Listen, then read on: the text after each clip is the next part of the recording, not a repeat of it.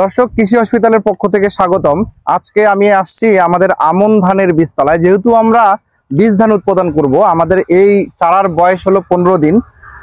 এই সময় আমরা জমিতে বিভিন্ন ধরনের ঘাস দেখা গেছে, তো সেই ঘাসগুলো আমাদের আইবুল ভাই পরিষ্কার করে দেখাই দিচ্ছেন যে কিভাবে পরিষ্কার করতে হবে। এভাবে পরিষ্কার করলে আমন ধানের বীজতলাটা যেমন সুন্দর হবে, ঘাস মুক্ত হবে, এবং ঘাস পরিষ্কার করলে রোগবালাইয়ের আক্রমণও কম থাকবে, পোকামাকড়ের আক্রমণও কম থাকবে। তো সেই কারণে আমরা আমন ধানের বীজতলাটা পরিষ্কার করব।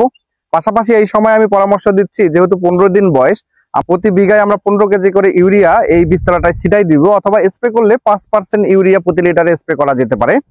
তো পাশাপাশি আমাদের এটা যেহেতু আমি বীজ ধান করব, সেই জন্য এখানে পরিচর্যার কোনো আমরা ঘাটতি রাখতে চাই না।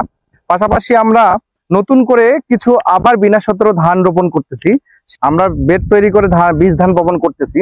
বীজ ধান বপন করার পর বেড ক্লিয়ার করার পরে আমরা এর উপরে থিমিড স্প্রে করে দিচ্ছি। থিমিড হলো থিরাম প্লাস ইমিডাক্লোপিড গ্রুপের ওষুধ। আমরা প্রাথমিক স্টেজ ওইটা করছি, এবং দ্বিতীয় ধাপে আমরা নতুন করে আবার বীজতলা তৈরি করতেছি। সবগুলাই বীজ হিসেবে উৎপাদন করা হবে। তো সেই কারণে সবাই আমাদের কাজ করতেছে, কেউ ড্রেন করতেছে, কেউ স্প্রে করতেছে, কেউ ঘাস পরিষ্কার করতেছে, কেউ বেড তৈরি করতেছে। তো সবার সহযোগিতায় আমরা আমন ধানের বীজ তলা তৈরি করতেছি। ধন্যবাদ সকলকে।